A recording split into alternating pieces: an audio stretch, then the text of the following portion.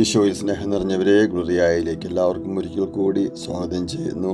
ദൈവത്തിൻ്റെ തിരുമനസ് സ്വയം നിറവേറിയവൾ, ദൈവത്തിൻ്റെ തിരുമനസ് മാത്രം പ്രവർത്തിച്ചു ദൈവം തിരഞ്ഞെടുത്ത പരിശുദ്ധ അമ്മയുടെ അമലോത്ഭവ തിരുനാളിൻ്റെ ഈ ദിവസത്തിലൂടെ നമ്മൾ കടന്നു പോകുമ്പോൾ എല്ലാവർക്കും ആശംസകൾ നേരുകയാണ്.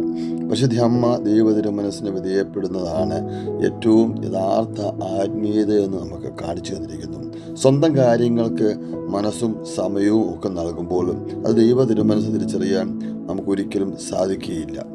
എൻ്റെ ഇഷ്ടമല്ല പിതാവേ, നിൻ്റെ ഇഷ്ടം എന്നിൽ നിറവേറട്ടെ എന്ന് പ്രാർത്ഥിച്ച ഈശോയെ പോലെ സ്വർഗം നൽകിയ സന്തോഷത്തിന് അതിർവരമ്പുകളില്ല. ഗബ്രിയേൽ ദൂതനോട് ദൈവ തിരുമനസ് നിറവേറ്റാൻ എനിക്ക് സമ്മതമാണെന്ന് ഉച്ചരിച്ചതാണ് പരിശുദ്ധ അമ്മയുടെ ഏറ്റവും വലിയ ജീവിത നിർവൃതി എന്ന് പറയുക. നമ്മുടെയൊക്കെ ജീവിതത്തിലും അങ്ങനെ ഒരു തീരുമാനമുണ്ടാകട്ടെ. എൻ്റെ ഇഷ്ടമല്ല, ദൈവത്തിൻ്റെ ഇഷ്ടം നിറവേറട്ടെ എന്ന് പറയുവാനുള്ള ഒരു സ്വാതന്ത്ര്യവും ബന്ധവും തമ്പുരാനുമായിട്ട് നമുക്കും ഉണ്ടാകട്ടെ. ഈ ഒരു ക്രിസ്മസിലൂടെയൊക്കെ കടന്നു പോകുമ്പോഴും ഇന്ന് നമ്മളോട് ദൈവം കാണിച്ചു തരുന്ന അനേകം വചനങ്ങളിലൊന്നാണ് ലൂക്കാ 1:38. മറിയം പറഞ്ഞു, ഇതാ കർത്താവിൻ്റെ ദാസി, നിന്റെ വാക്ക് എന്നിൽ നിറവേറട്ടെ.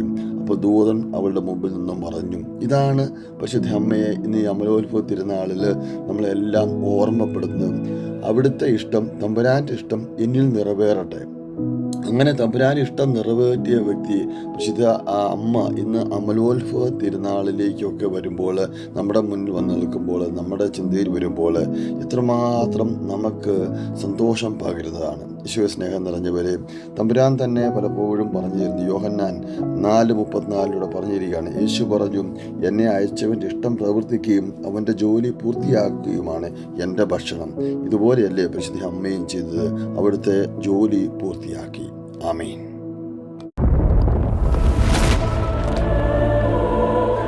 This is a sweet and bitter spiritual program. Join with us in sharing